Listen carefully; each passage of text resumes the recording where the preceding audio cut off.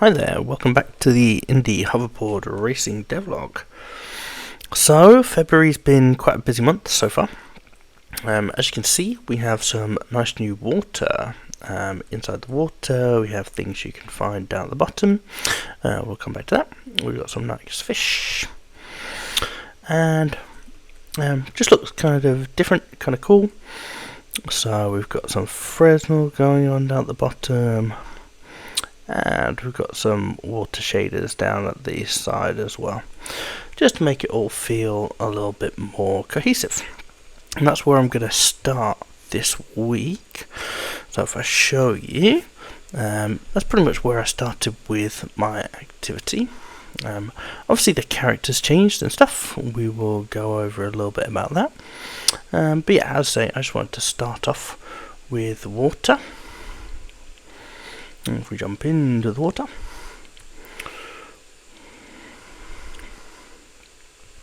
cool. And we can see that our button has changed to dive now. Just added a bit more of an animation. Pardon me. So when you press it, you can just get a bit more of a visual that you have actually pressed it. And got plenty of fish going on here. Very cool. And if you try and go onto your hoverboard while you're underwater, then nothing happens. However, as you reach the top, cool. So you can go from the water, and we're swimming, and straight onto your hoverboard. Pretty cool. This is one thing that was sort of irking me a little bit with the demo, is that I had this big kind of water area, but you couldn't actually go into it. It felt like a bit of a cheat, especially if I'm going to be releasing the demo, which is part of a plan that I'm going to talk about in a second. Then I knew that this was something I had to kind of cover. So, I don't know whether you could see there as well, but if you go into the water, and then when you come out, I have just put some drips on there as well. They're fairly subtle.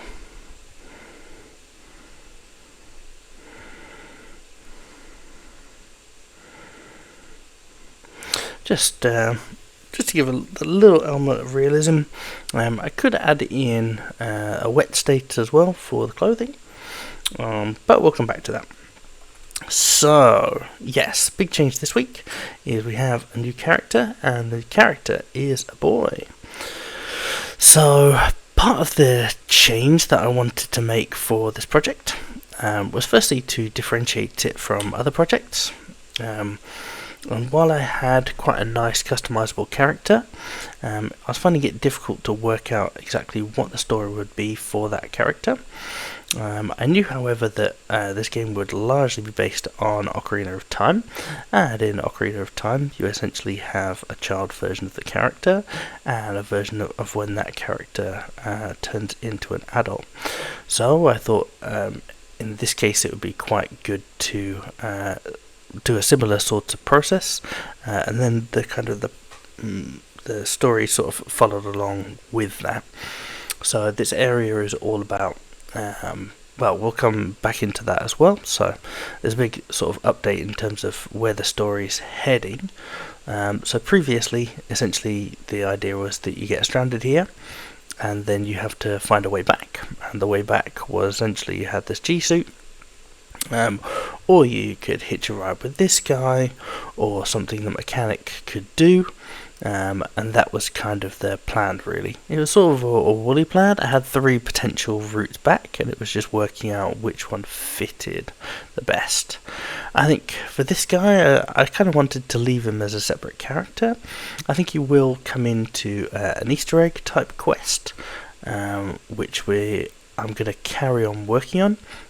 Isn't quite done yet, but yes, so essentially it came down to working out, alright, are we actually going to use the idea about having a kid character? And okay, great, once we decided that, then it's right, what's the plan for getting them on board, back into the world, and kind of where's the story sort of fit with that. So the story that I've gone with is essentially So if we go and see our mechanic guy, just bear with me for a second. I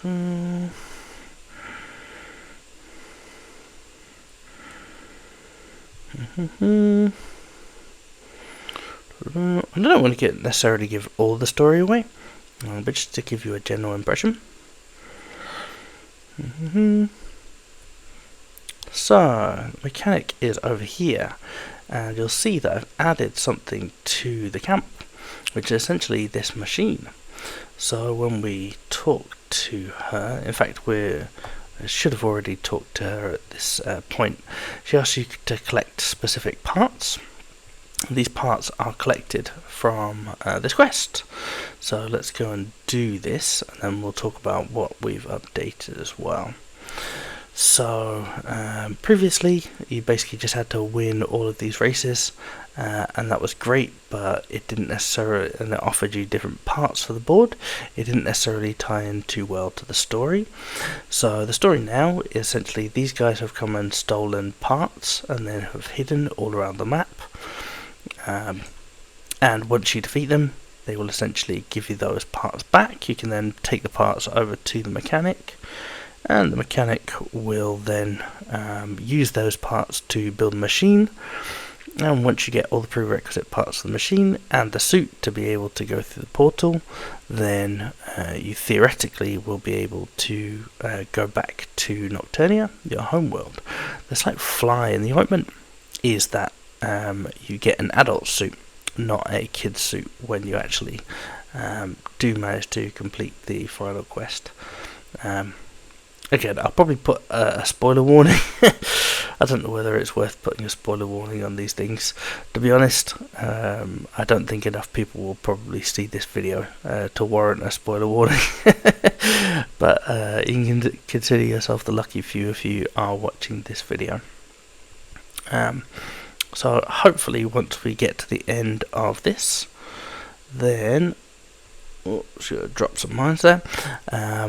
Yes, hopefully when we get to the end of this, we'll get a cutscene, and then the racer who is there will give me the specific part, and I can take that back to the mechanic, and then we should be able to see the portal machine updating in real time.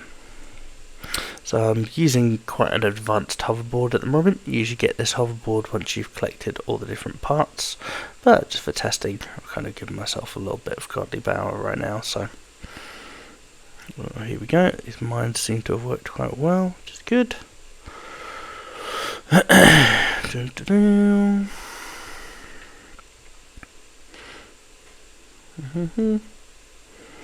Nice.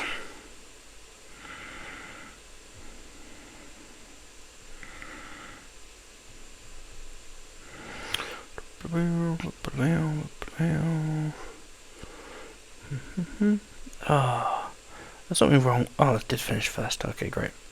Perfect. So now we've got a cutscene, and you can see we've got a component, and we collected the first artifact. Great. We're back on the board. We've also got the turbo momentum part, so we can now go to our trusty mechanic. Blue. Oh no. Oh, we could fall down.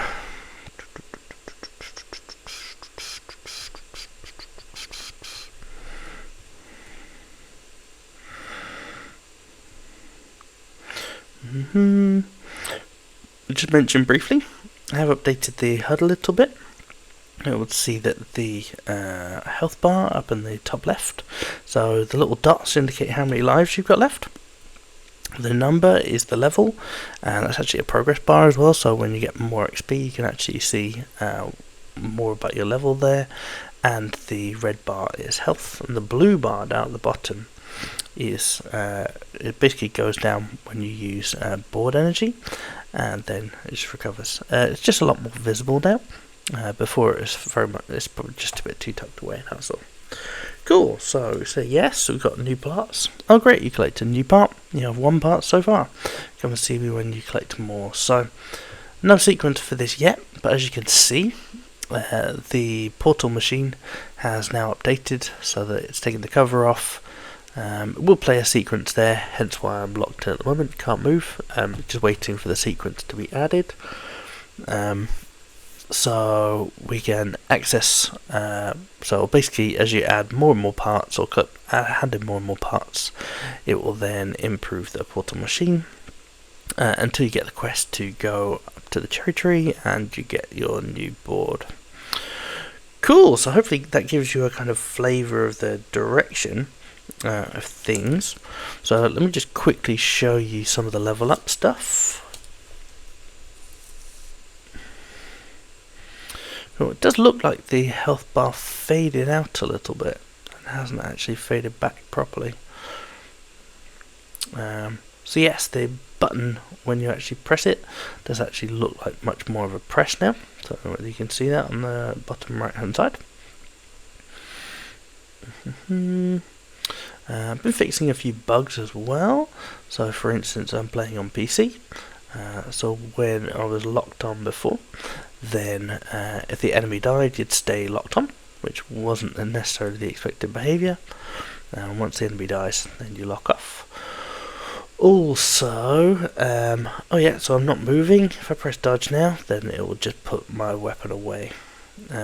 So if I've got a weapon equipped, it will just put my weapon away. So that's good for, say you're on a mountain and you want to take a picture, and you're standing there, and I say, oh, I don't want my weapon out right now, let's put my weapon away.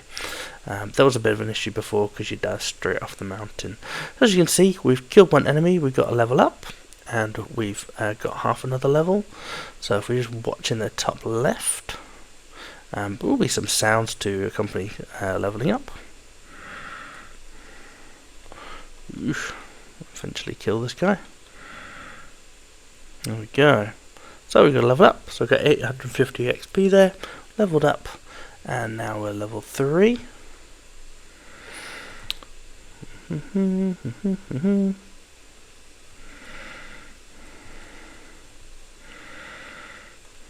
Cool, got 550 XP, and we haven't leveled up on this one, so that's good. So scaling, so level up is scaling as much as possible. So by shift, we have got a way to be able to spend our experience. So to be fair, this needs a reworking pretty much from square one. But the idea is you'll have a video here, a description of your ability here, and things like this. So these are automatically unlocked at the moment, and then these will be locked until you reach a specific level, and then you have XP and SP that you can spend as well. So it's all kind of in there and heading in the right direction. This has been updated so that it reflects the new character, however needs a bit of retargeting on the feet by the looks of things. That's not a big deal, we can do that one.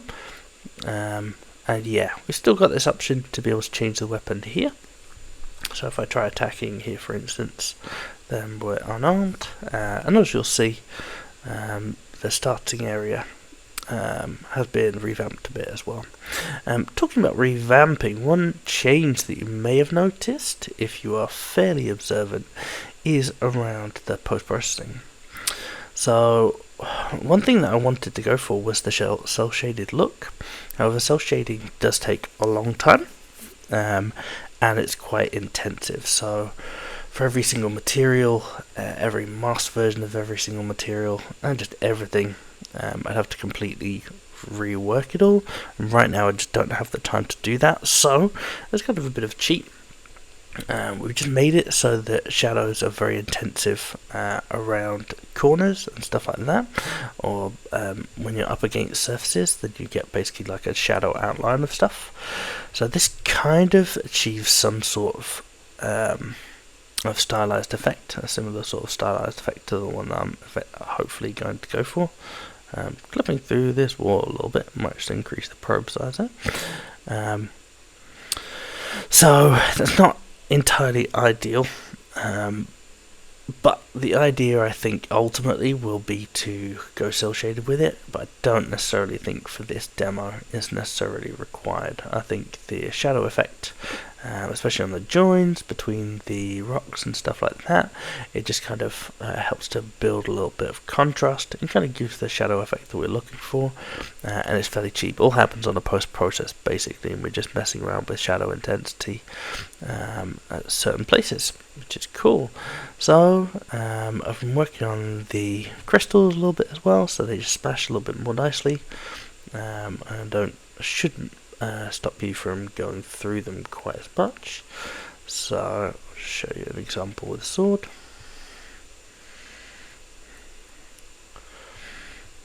So you can still kind of go through them and stuff, so you still get a nice break. Boo. It will stop you a little bit, but it should only be for a second or so.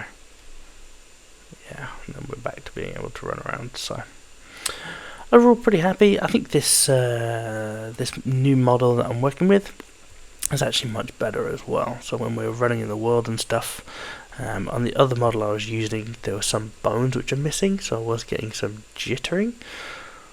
I'm not getting quite as much here.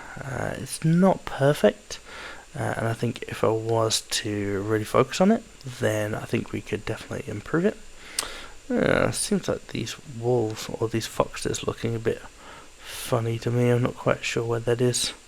That might be something to do with a shading issue.